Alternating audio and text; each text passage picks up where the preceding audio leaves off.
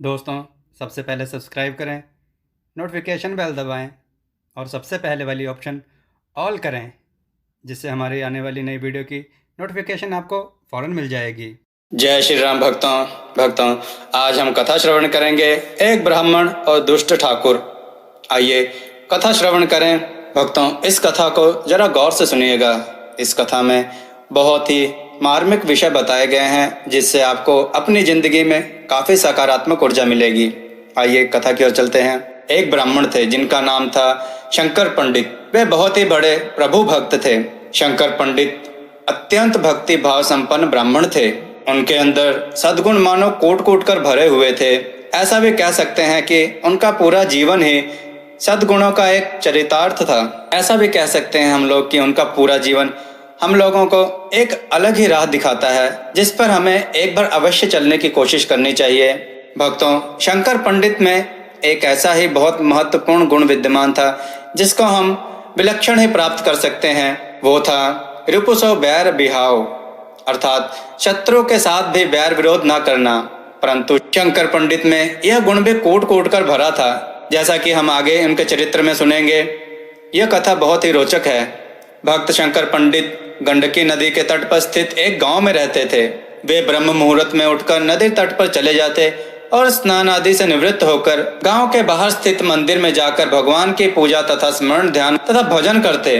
भगवान का यह भजन पूजन लगभग 9 बजे तक चलता। तत्पश्चात वे घर आकर भोजन करते और फिर गांव की पाठशाला में बच्चों को पढ़ाने पहुंच जाते। उस गांव के जमींदार ठाकुर जगपाल बड़े ही धार्मिक विचारों वाले थे और इस पाठशाला की स्थापना उन्होंने ही की थी, जहां विद्यार्थियों को मुफ्त शिक्षा के साथ साथ दोपहर का भोजन भी मिलता था। गांव की पाठशाला थी, इसलिए थोड़े से ही विद्यार्थी थे।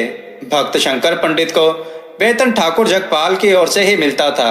वेतन यद्यपि बहुत अधिक नहीं था, परंतु शंकर पंडित की तरह चूंकि उनकी पत्नी भी भक्ति भाव संपन्न एवं संतोषी थी, इसलिए जीवन निर्वाह सुगमता से हो जाता था।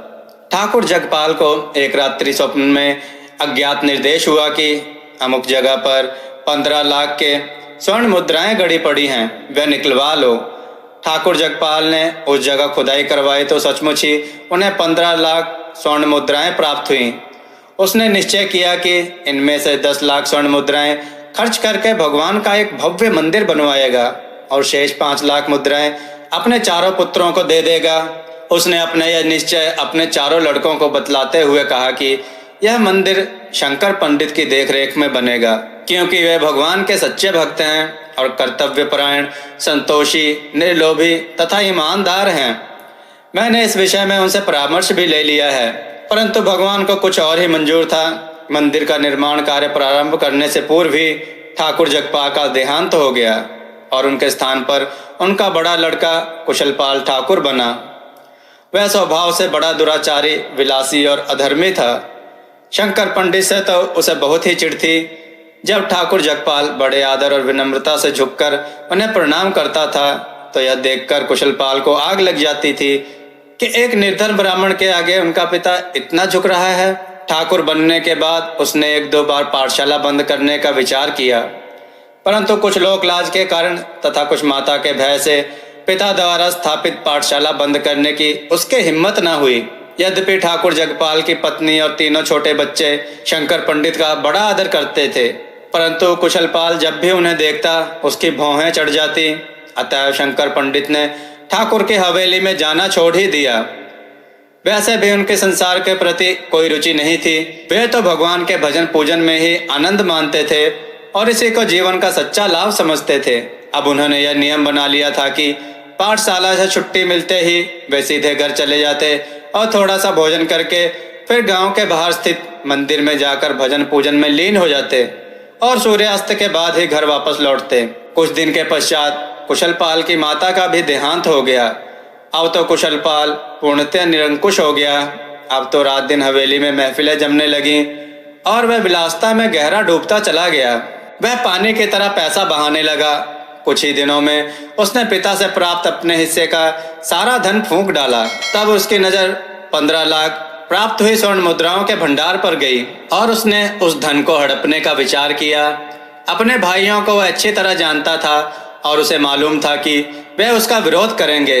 अतएव कुशलपाल ने एक जाली दस्तावेज तैयार किया और उस पर अपने पिता के हस्ताक्षर की हूबहू नकल कर दी। उस दस्तावेज में यह लिखा हुआ था कि उन प्राप्त 15 लाख स्वर्ण मुद्राओं में से 1-1 लाख मुद्रा तीनों छोटे लड़कों को दी जाएगी और बाकी सब बची ही अर्थात 12 लाख स्वर्ण मुद्राएं बड़े लड़के कुशलपाल को मिले। वह जिस प्रकार चाहे उनको उपयोग में लाए। दस्तावेज तैयार हो जाने पर उसने अपने भाइयों को बुलवाया और दस्तावेज दिखाते हुए बोला, पिताजी का विचार यद्यपि पहले मंदिर बनवाने का था, परंतु मरते समय उनका यह विचार बदल गया था और तभी यह दस्तावेज उन्होंने लिखवाया था। यह कहकर उसने भाइयों की ओर देखा, जिनके चेहरे से अविश्वास स्पष्ट झलक रहा था। यह देखकर कुशलपाल घबरा गया और घबराहट में प्रभु प्रेरणा से उसके मुख से निकल गया कि यह हस्ताक्षर पिताजी ने शंकर पंडित की उपस्थिति में किए थे। तीनों भाई कुशलपाल के स्वभाव से भी और शंकर पंडित के स्वभाव से भी भली भांति परिचित थे। भक्त शंकर पंडित पर उनकी श्रद्धा भी थी। जब कुशलपाल ने यह शब्द कहे कि यह हस्ताक्षर पिताजी ने शंकर पंडित की उपस्थिति में किए हैं, तो वे बोले, यदि पंडित जी कह देंगे कि पिताजी ने उनके सामने इस पर हस्ताक्षर किए हैं, तो हम लोग इस दस्तावेज को मान लेंगे। यह कहकर तीनों भाई वहां से चले गए। कुशलपाल ने उनके सम्मुख कह तो दिया कि यह हस्ताक्षर पिताजी ने शंकर पंडित की उपस्थिति में किए थे, परंतु अब उसको यह सोचकर भय लगने लगा कि शंकर पंडित ने यदि यह बात ना मानी तो क्या होगा। परंतु फिर उसने सोचा, मानेगा कैसे नहीं, मुझे मिलने वाले धन में से मैं आधा उसको दे दूंगा। धन तो बड़े बड़ों को झुका देता है, फिर वो तो कंगला है। इतना धन देखकर तो वह खुद भी कहने को तैयार हो जाएगा। परंतु थोड़ी देर बाद ही उसके मन में पुनः विचार उठ खड़ा हुआ। इस क्षेत्र के सभी लोगों का यह कहना है कि वह बड़ा निर्लोभी, ईमानदार और सत्यवादी है। यदि वह प्रलोभन में ना आया और उसने मेरी बात मानने से इनकार कर दिया तो फिर मैं उसे जीवित नहीं छोड़ूंगा। यह सोचकर उसका मुख कठोर हो गया। दूसरे दिन कुशलपाल उस भक्त शंकर पंडित के घर जा पहुंचा।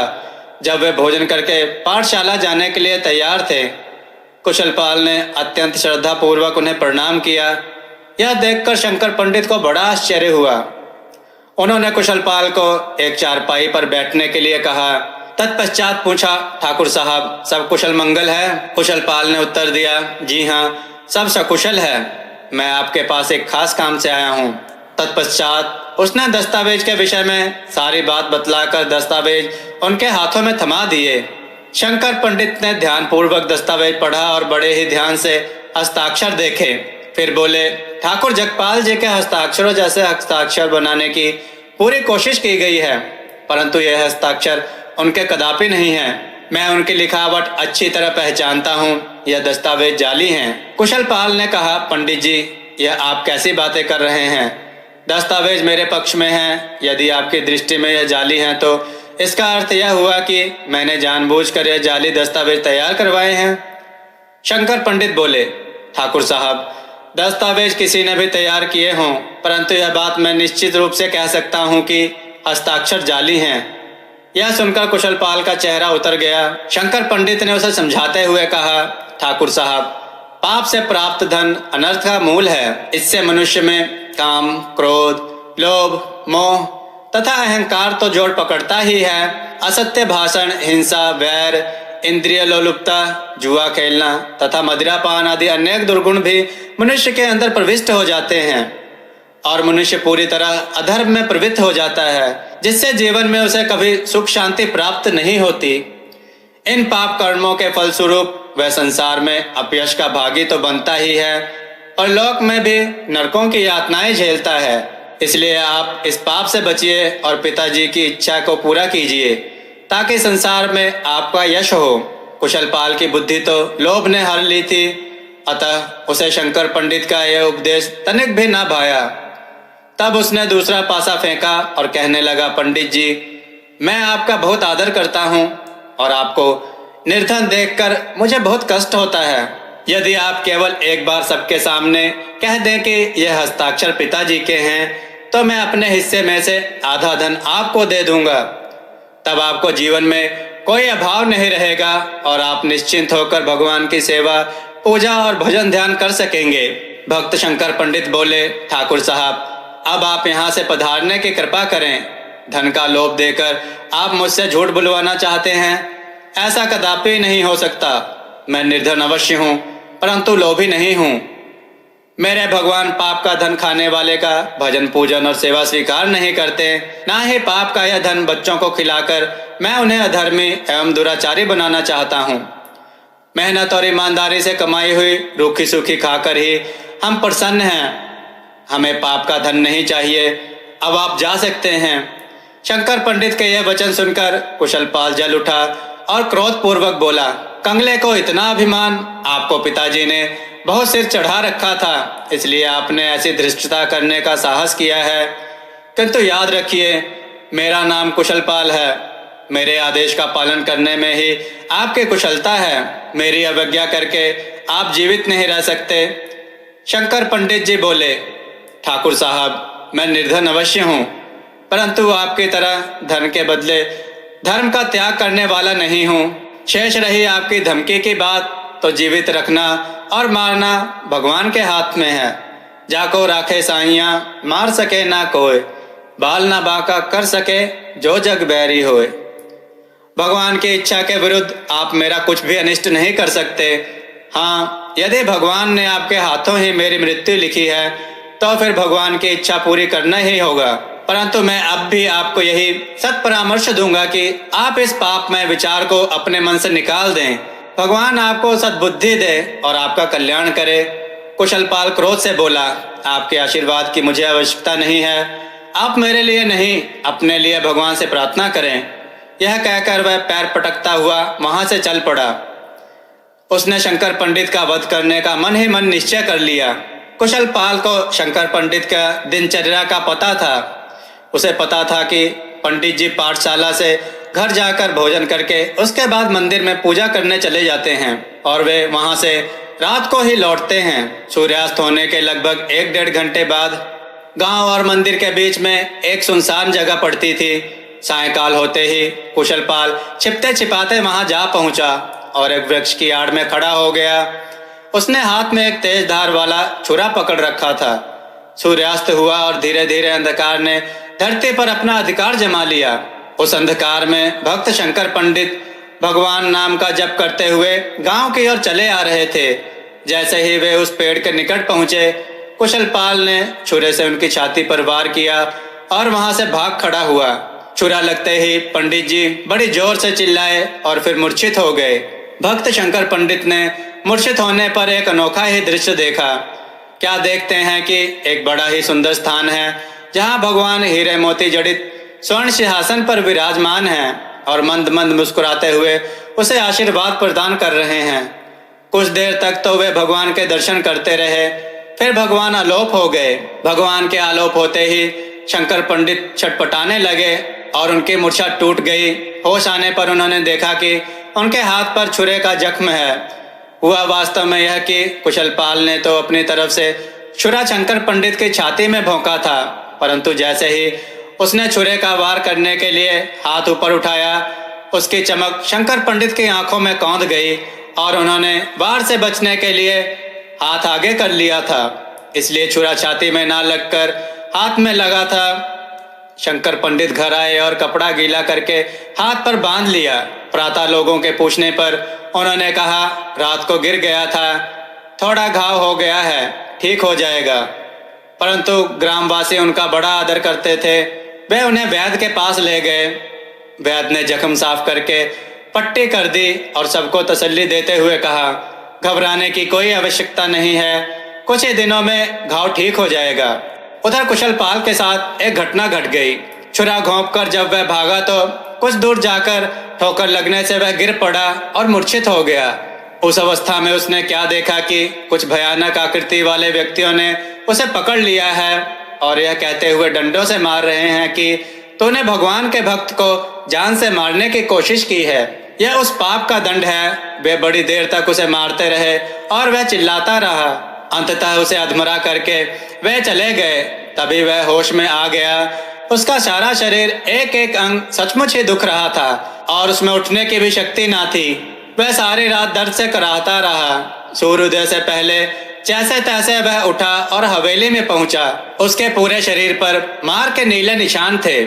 रह रहकर उसे वे भयानक आकृतियां दिखाई पड़ती और वह भय से कांप उठता। वैद्य के कई दिन तक उपचार करने पर वह चलने और फिरने के योग्य हुआ।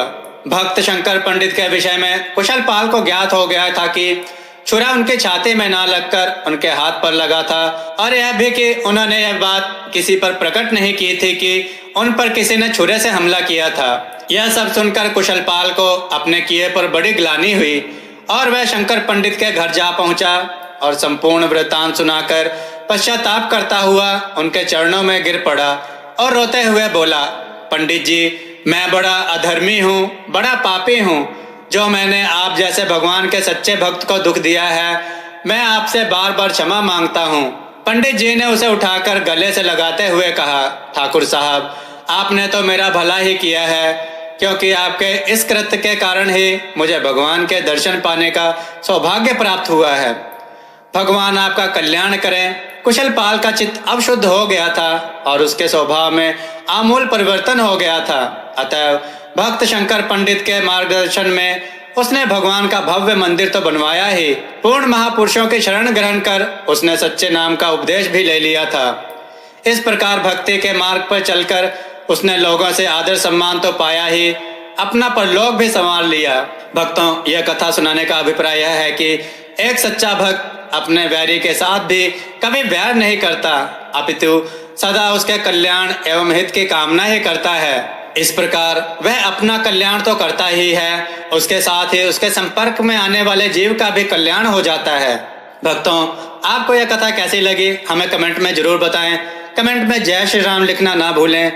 भक्तों, हमें इंस्टाग्राम पर फॉलो करें, जिसका लिंक डिस्क्रिप्शन में दिया गया है। जय श्री राम भक्तों।